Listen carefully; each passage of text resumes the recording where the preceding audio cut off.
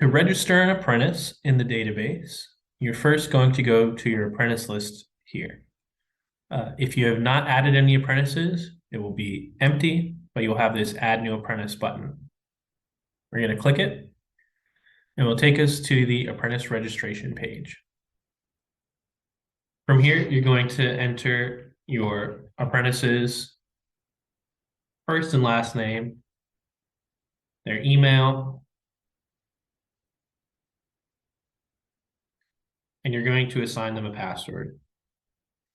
Make sure to write down this password and provide it to the apprentice, as they will need to be able to access this database to sign their registration and update any of their personal information.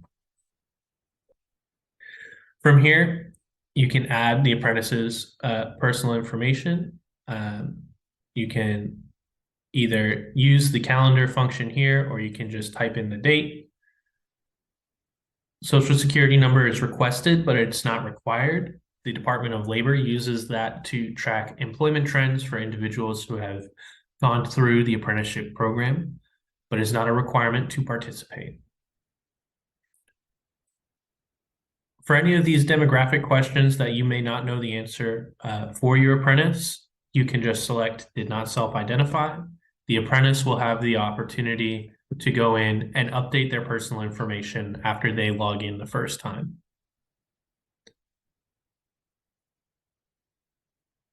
When you get to the Career Connection section, there are several options, but there are really only two that you need to worry about.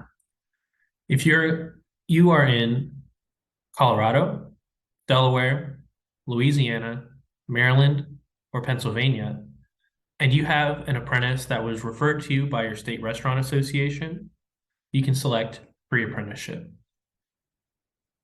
If you are enrolling a current employee, someone you found outside of a state restaurant association's referral program, or you are not in Colorado, Delaware, Louisiana, Maryland, or Pennsylvania, you'll just select none. When you get to the employer/program section, this is where you're going to define which apprenticeship program your apprentice is going into. If they're going into the line cook program, you're going to select Restaurant Cooks 2022, Restaurant Manager 2022 for Restaurant Manager, or Kitchen Manager for Kitchen Manager. For this apprentice, we're going to select line cook. The last step on this page is to enter the apprentice's entry hourly wage.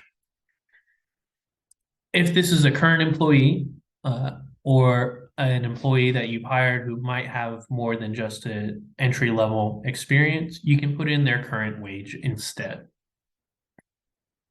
Once you've entered all this information, you're going to click Submit, and the database will take you back to your home page. You'll see your apprentice in your apprentice list, their program highlighted in red, and their status marked as new. Once you get to this step, you're going to click on the apprentice's name to open their application. And when you scroll down, you'll see there is this second section here for their application values. Until this section is filled out, your apprentice is not fully registered. To complete this section, you need to add the apprentice's start date. This date cannot be before the application date, which is the day that you first enter the apprentice into the database.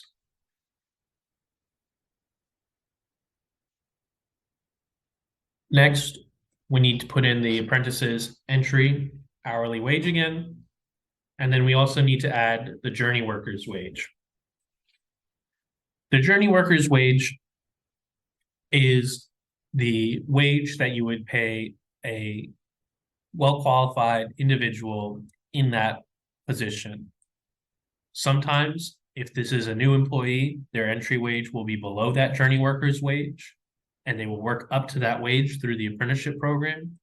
Sometimes, if they are a current employee, they may be over that journey worker's wage already. That's totally fine as long as you have both of those wages in there.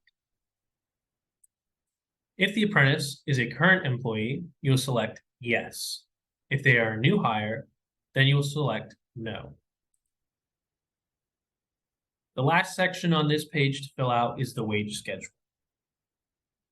As part of the requirements from the U.S. Department of Labor, all apprentices are required to receive at least one wage increase before they complete the program. The amount of that wage increase and when that increase occurs is completely up to you and your business model. But for the sake of transparency, we have the wage schedule here to fill out so that everyone knows what to expect going into the program. The first column, you just put in their entry wage. The second column, you can put in their wage increase. In the wage range row, you'll put in what the wage increase will be. And then you can fill out either the duration or competencies row.